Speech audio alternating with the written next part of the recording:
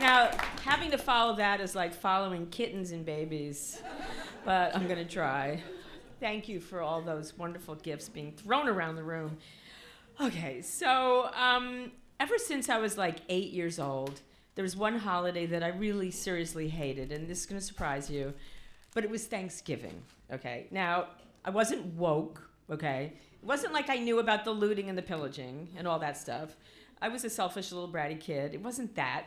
It was because my mother, Greta Handelman, who for 51 weeks a year was lovely. She was like she looked like Tyne Daly, if you know who that is.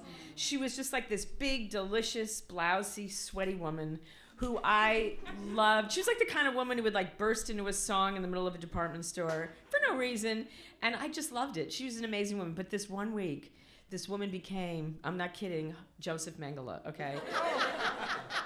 Okay, so the deal is that this Gestapo for the week would become like that because we were always broke. We had a kind of rough life going back then.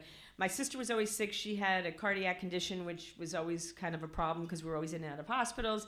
My father, God bless him, couldn't keep a job. We lived in a tiny little apartment. There wasn't a whole lot of joy going on, but my mom hosted for our entire family Thanksgiving. This was her day. And all of a sudden, this woman who seemed kind of normal became a crazy person. So she would have my sister and I in control of all of the chores that needed to get the house ready for having all of our cousins and aunts and uncles over for this big dinner. Now, when I say having everybody over, it was a melange of crazy people because my grandparents were first cousins. Okay. So, I mean, this isn't an accident, okay? This happens when there's just some inbreeding happening. And so our Thanksgivings were like a room full of people with lazy eyes and low IQs. And there was, my uncle stuttered. There was a lot of shit going down. And my mother wanted to prove to the rest of the misfits in the family that we were like the royals. Like she thought, like this is way before Downton Abbey, but okay, so this is a list. It was like a CVS receipt list that my sister and I had to tackle. 1, we had to lemon oil all of our furniture. Now, when I say furniture, what I mean is we had like tag sale shit everywhere, but that my mother one day went on a tear and bought this thing, if you're old enough to remember, called Antique It. Does anyone here know what that is? It's a kit that you buy to take your substandard furniture and then make it much, much worse. Much worse.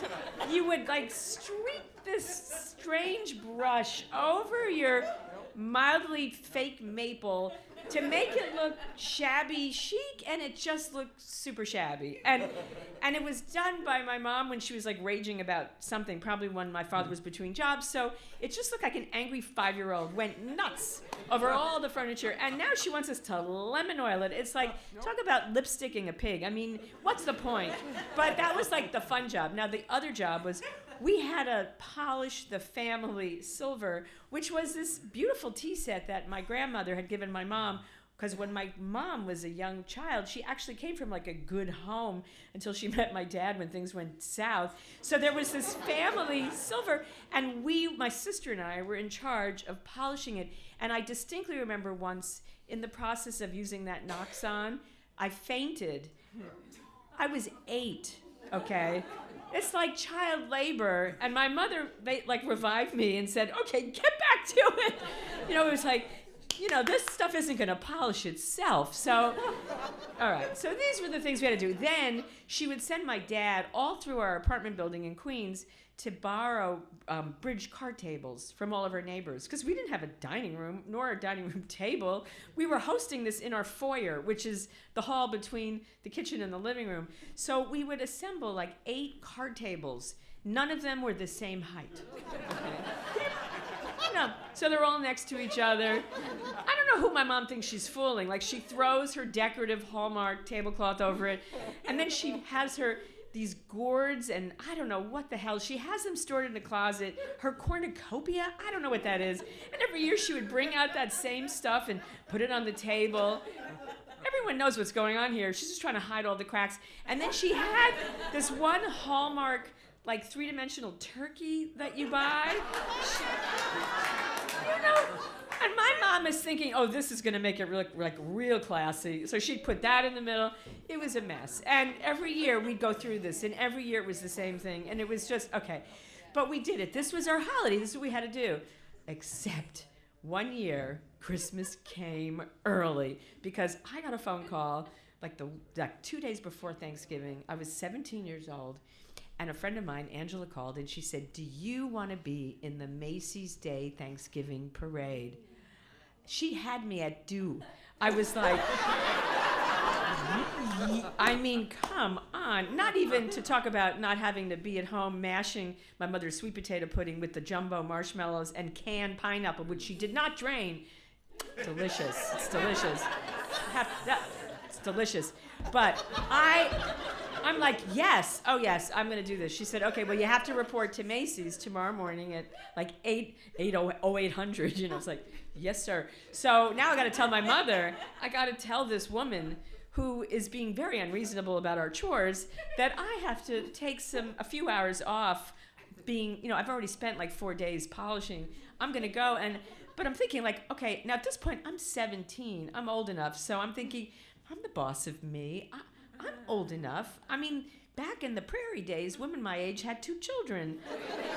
I'm gonna do this. So I don't ask. I tell my mother, I say, Mom, I'm gonna be in a parade. And she's like, yeah, right. I said, oh, yes, I am. I said, I will be back with plenty of time to set your fancy table. I didn't say fancy because that would have been rude. She would have known I was being snarky. So I just said, I'll be back in time to set the table, but I'm going to, and what was she going to do? So she did what every Jewish mother since the beginning of time, it's the most powerful thing. If you're a Jew out there, you know this. She got real quiet. And she said the one word that no Jewish daughter wants to hear. Fine. It's the worst, right? It's the worst. But I wasn't letting that stop me. I was going to be, and no one was raining on my parade. Nobody. Okay, so the next morning I get up early. Now, I was advised to bring lots of layers of clothes. I did not heed that warning because it's like Halloween. You're going to put a coat over your costume? No. So I take the train downtown. Now, meanwhile, this is before the earth caught fire. So back in the mid 70s, it was cold, like really cold. Like in New York, freezing cold, like sub-zero at Thanksgiving. I didn't care. I was like all hopped up because I was gonna be in a parade. So I get to Macy's and they assign me my costume in the locker room. And I am going to be like an old style pilgrim woman, like on the Mayflower, in the most fantastic pilgrimy costume with a hoop dress and a smock and gloves and a bonnet. I look like a sister wife, like a little Jewy sister wife. Like, so good. And then I found out you get an assignment, like what's your float? You know, you got to go on a float. And I'm like, oh, this is so exciting. And I know that there can be a lot of like superstars there and actors. And so I find out that I am assigned to a ship, which, to be fair, looks like Pirates of the Caribbean. I know they were going for the Mayflower or the Nina and the Pinta, the Santa Maria. I don't know what they were going for, but it had that like Johnny Depp vibe. It was like very kind of goth. And the guests on the ship were none other than, if you're old enough to remember, the song stylings of the disco hit group, The Tramps. Do you guys? The Tramps. Now, what the hell are the Tramps doing on a float on a ship where I'm dressed like I'm going to be churning butter or something? I don't know what's going on. It's like, what the hell is happening? I'm not asking questions. It's the float I've been assigned to. I am so excited. Okay, so you start all the way uptown where all the floats are. And to be fair, really, what's Garfield doing in the parade? Okay, what does any of this have to do with anything? None of it makes sense. It doesn't matter. Or like Sonic the Hedgehog. Like, what are these people? What does it matter? All right, so I get on with the Tramps, and they are adorable. And they're not in the same costumes we're in. They just look like they're going to the disco in like velvet suits or whatever, and their platform shoes. And there is a smattering of us lovely women who all look like we have one husband, and we're all on there. And they tell us just be lively, be lively. And then they play one song on a loop, Disco Inferno. And if you know that song, you have to wonder, why is this on the Thanksgiving Day parade? And they just tell us, you gotta dance along. Now, I was an actress. I studied at the neighborhood playhouse and with Lee Strasberg, and I am embodying my character who would not have known disco. So it goes against my grain, but I'm like, well, you gotta do what you gotta do. So I'm like, Disco Inferno, burning. Now, meanwhile, they're not singing. It's a loop. They're just, they're doing their lip syncing. And meanwhile, I don't know what it's like now because I haven't been, but it's like 8 deep in the crowds, and the children are screaming maniacally. It's like you're famous. You feel like Justin Bieber. It's like that. It's like very exciting. So I think the adrenaline, I didn't realize I was so cold, okay? Even though I had those little gloves, I had lost all sensation of like my trunk, my hands, my legs, like nothing. I felt nothing. I was dancing just so I wouldn't have like a black nose and black hand. Like I had images of one of those climbers at Kilimanjaro, So I was just dancing.